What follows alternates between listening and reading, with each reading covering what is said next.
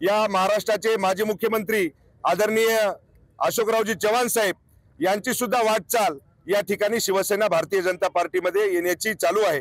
मला वाटते की येणाऱ्या 2-3 दिवसामध्ये त्यांचा सुद्धा प्रवेश होणार आहे।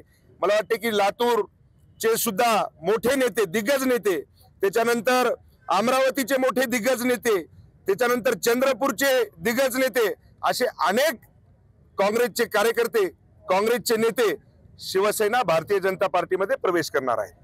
आज तर मला वाटते की एक ना आपण घोषित झाला असेल, सन्माननीय अशोकरावजी चव्हाण साहेबांचा प्रवेश मला वाटते निश्चित झालेला आहे आणि या 8 दिवसामध्ये एवढा मोठा स्फोट होऊन जाईल की मला तरी वाटते की काँग्रेस संपुष्टात, काँग्रेस राहणारच नाही। आणि या ठिकाणी या हिंगोली लोकसभेवरती सन्माननीय आमचे जे खासदार आहेत, पुन्हा 2024 ला शिवसेनेचा भगवा सन्माननीय खासदार साहेबांच्या हातामध्ये ही हिंगोलीची जनता देणार आहे।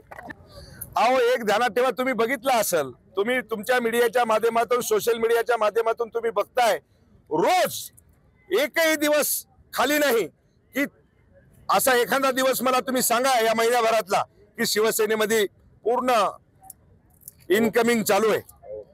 अलग लक्षात, उधर से आउट गोइंग और इधर इनकमिंग, ऐसी अभी तुम्हारे माहिती के लिए उधर तो उभाटा फबाटा फुबाटा कोणीकडे गेलंय, धोंडा वाजलाय, सगळा फोपाटा भराय द्यायचा। त्याच्यामुळं काही नाही। काल परवा तुम्ही बघितलं असेल कसे त्याला पदाधिकारी बदलणं लागायलेत, कशी त्याच्यावर वेळ आली। त्याच्यामुळं शिवसेना हे सरसेनापती बाळासाहेब ठाकरेचे कट्टर शिवसैनिक आहेत आम्ही।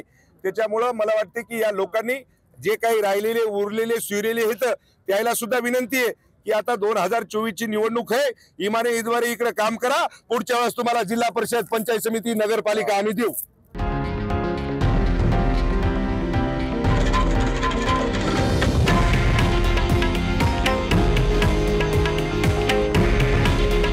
हे आहे देशातील नंबर 1 न्यूज नेटवर्क आणि आपण पाहत आहात TV9 मराठी। काळजी तुमची, हित महाराष्ट्राचं।